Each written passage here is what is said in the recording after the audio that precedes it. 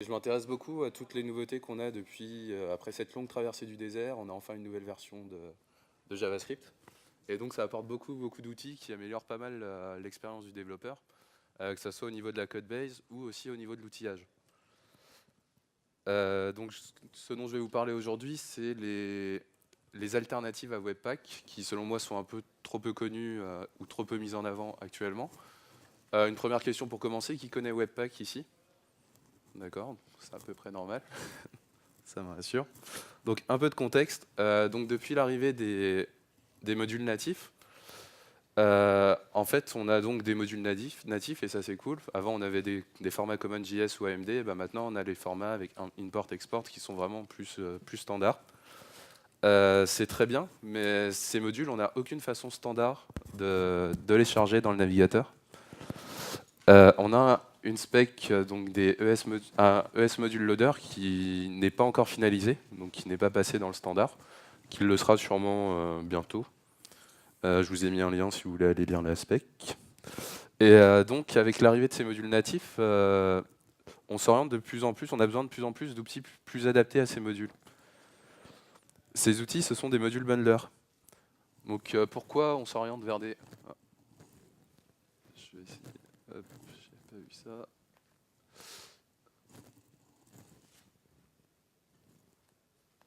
Voilà, désolé.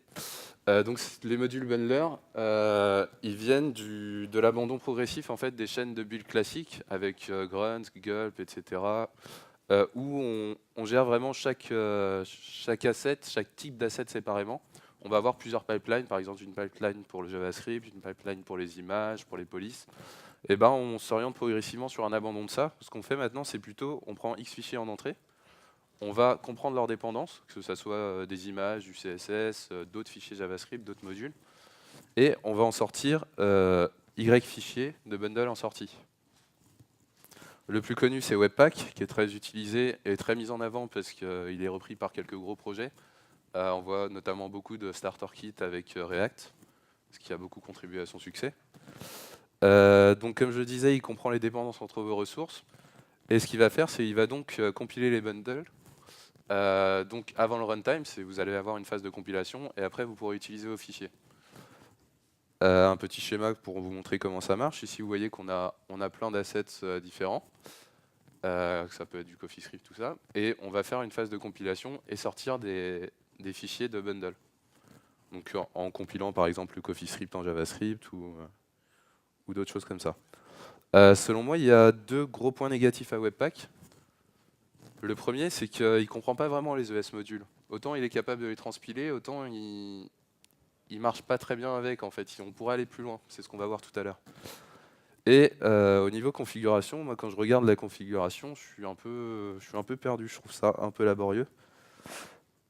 Je vais vous montrer un exemple. Hop, si j'y arrive. Ah, j'ai frisé. Ouais, je vais enlever le full screen.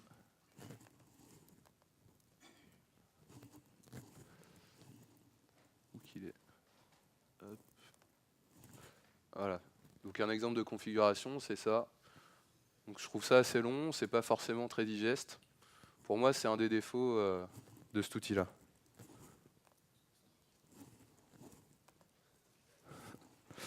Je vais me permettre une analogie, je ne sais pas si ça va vous rappeler des souvenirs, mais pour moi, Webpack, c'est un peu l'inspecteur gadget. C'est qu'il y a beaucoup d'outils, c'est assez technique, il ne prend pas toujours les meilleures décisions, mais il fait de son mieux. Alors, est-ce qu'il y a des concurrents en face de soi? Bah oui, on en a deux. On a donc JSPM et Rollup. Alors, qui connaît déjà JSPM ici? Qui connaît Rollup? Ah, déjà moins. Qui trouve qu'ils auraient franchement pu faire un effort sur leur logo? Voilà, on est d'accord. Alors, ce sont des concurrents, mais moi, je vis un peu dans un monde de bisounours, donc j'ai plus envie de dire que c'est un peu de la famille, un peu des amis, et qui vont pouvoir s'aider un petit peu. Alors, je vais vous présenter JSPM pour commencer. JSPM, à la base, c'est pas du tout un module bundler, c'est un package manager, au même titre que NPM ou que Bower qu'on a eu. Alors, un nouveau package manager, oui. en fait, sa prétention, c'est de vraiment gérer toute la chaîne JavaScript, que ça soit back-end ou front-end. Il est basé sur System.js, j'y reviendrai juste après. Sa particularité, c'est qu'il est complètement agnostique du repository, c'est-à-dire qu'il peut récupérer des packages sur NPM, sur Bower, sur GitHub, et partout, si vous lui expliquez comment le faire. Au final, JSPM, c'est surtout plein d'outils en ligne de commande qui vont nous permettre de réaliser beaucoup de choses. Je vais revenir maintenant sur System.js. System.js, qu'est-ce que c'est? Eh ben, on revient sur l'ES Module Loader dont on parlait tout à l'heure.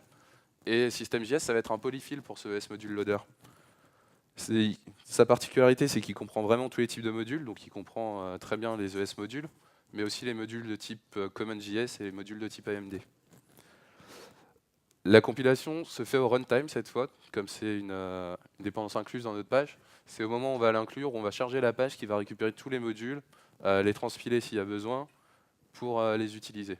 Et ça, c'est important à comprendre, parce qu'on n'aura pas besoin de toute cette chaîne de build qu'on peut avoir sur des applis avec Webpack, par exemple, où on va devoir vraiment compiler tous nos modules pour ensuite les charger. C'est vraiment, à chaque fois, on aura une compilation au runtime. Donc, en mode développement, tout ce que je lance, moi, c'est un live server. Et je suis vraiment prêt à développer. Il permet aussi de bundler et de builder les modules. Alors la différence entre un bundle et un build, c'est que le bundle a toujours besoin de System.js pour être chargé. Le build, il est autosuffisant. Et il a par contre aussi un point négatif, exactement le même que Webpack, c'est la configuration. Un petit exemple. Non. Voilà. Donc c'est même encore pire si on regarde que Webpack. Alors, c'est un gros point négatif, oui, mais en fait non. En fait non, pourquoi? Parce que JSPM, qui pour moi se rapproche plus de la nièce de l'inspecteur Gadget, voilà, qui se balade toujours avec son petit livre ordinateur, donc qui sont les outils en ligne de commande de JSPM. Et grâce à ça, en fait, on va même pas avoir besoin de toucher cette configuration qu'on a vue. En fait, tout va être généré au fur et à mesure en installant des modules ou en exécutant quelques commandes. Et ça rend vraiment JSPM très, très simple d'abordage et vraiment très facile. Personnellement, sur la plupart des projets, j'ai même jamais touché la configuration directement. On va passer à Rollup. Rollup.js, lui, il prend le contre-pied de JSPM, c'est-à-dire qu'il s'agit juste d'un très simple module loader. À la base, il comprend uniquement les ES modules. Avec des plugins, on peut lui faire comprendre les autres types de modules. Et ce qu'il fait, c'est du tree shaking. Alors, je vais revenir sur le concept de tree shaking. Bon, Rollup, c'est donc un troisième personnage. Pour moi, c'est le chien de Sophie, qui ne dit pas grand-chose, mais de temps en temps a une très bonne idée qui vient changer un peu la donne. Et là, en l'occurrence, il est arrivé un peu comme un chien dans un jeu de quilles, si je peux me permettre. Et il est donc arrivé avec son concept de tree shaking. Qu'est-ce que c'est que le tree shaking? On va prendre la définition de celui qui l'a implémenté le premier, Rick Harris. Et donc, dans cette citation, vous avez deux passages un peu en surbrillance. Si vous regardez le deuxième, ce qu'il nous dit, c'est je ne me rappelle pas exactement où j'ai pris ce terme. C'est pas très encourageant, c'est sûr. Si on regarde le premier, donc, il l'explique en fait comme la philosophie de partir vraiment avec le minimum, de voir les dépendances et de prendre uniquement ce qui est nécessaire pour créer son module. Si on traduit ça en code, ici on a deux fichiers. Donc le premier, c'est l'application. Le deuxième, c'est un module donc, de maths qui exporte deux fonctions pour mettre au carré ou pour mettre au cube. Vous voyez que dans le premier exemple, on n'utilise que la fonction cube. Et ce que va faire Rollup, c'est qu'il va parcourir ce fichier, il va inclure la fonction cube. La fonction square, il n'en a pas besoin, donc il va la laisser de côté. Et on se retrouve du coup avec un bundle où tout le code inutile a été enlevé. Et ça, c'est vraiment très bien, parce que souvenez-vous, toutes ces fois où vous ne vouliez pas inclure jQuery parce que vous utilisez seulement une fonction ou toute autre librairie, et maintenant, vous n'incluez vraiment plus que ce que vous utilisez. Au moment où vous allez compiler, vous allez avoir seulement les lignes de code qui vous intéressent. Et ça, c'est franchement cool. Alors, Rollup a eu cette très bonne idée, mais en plus, Rollup, il fait partie de la famille, comme je disais. Donc heureusement, ils communiquent entre eux. Donc que ça soit avec JSPM ou avec Webpack. Et donc, le futur qui s'annonce maintenant, dans les prochaines versions de Webpack et de JSPM, Et bah Webpack 2, il implémente le tree checking. Il comprend maintenant nativement les ES modules. Et JSPM se repose carrément sur Rollup pour effectuer du tree checking. Alors c'est très bien, on se retrouve, enfin chacun tire le meilleur parti des autres. La grande question maintenant, c'est dans quel cas utiliser plutôt l'un que l'autre, parce qu'ils ont l'air quand même bien tous. Et c'est ce qu'on va voir maintenant, donc c'est mon avis. Je suis d'ailleurs d'accord avec moi-même, ce qui est pas mal. Et donc pour moi, Rollup, c'est vraiment adapté à plutôt des projets de bibliothèque. Donc une bibliothèque d'utilitaire, pour moi, c'est vraiment très adapté, parce qu'on va parser des fichiers, on va créer un bundle, ça sera très simple, on va pas se prendre la tête. Et voilà. JSPM, il est un peu plus complexe, mais en même temps, il est très très facile à mettre en place.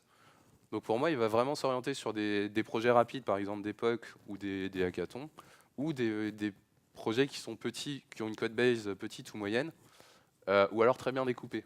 Pourquoi? Parce que ça vient directement du fait qu'on compile les bundles au runtime, c'est-à-dire qu'avec une grosse code base, on va se retrouver avec un petit temps de latence à chaque rechargement de page, qui est peut-être pas le bienvenu. Mais c'est peut-être aussi le signe qu'il faudrait commencer à découper son application et faire du lazy loading. Et Webpack, du coup, pour moi, il se recoupe un peu avec JSPM sur les moyens projets, mais pour moi, il se destine plus à des projets très bien industrialisés et des projets plus importants.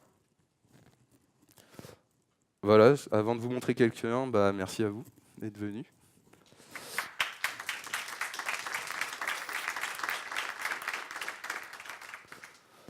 Et donc, au niveau des liens, vous avez les slides, quelques liens vers Webpack, JSPM et Rollup.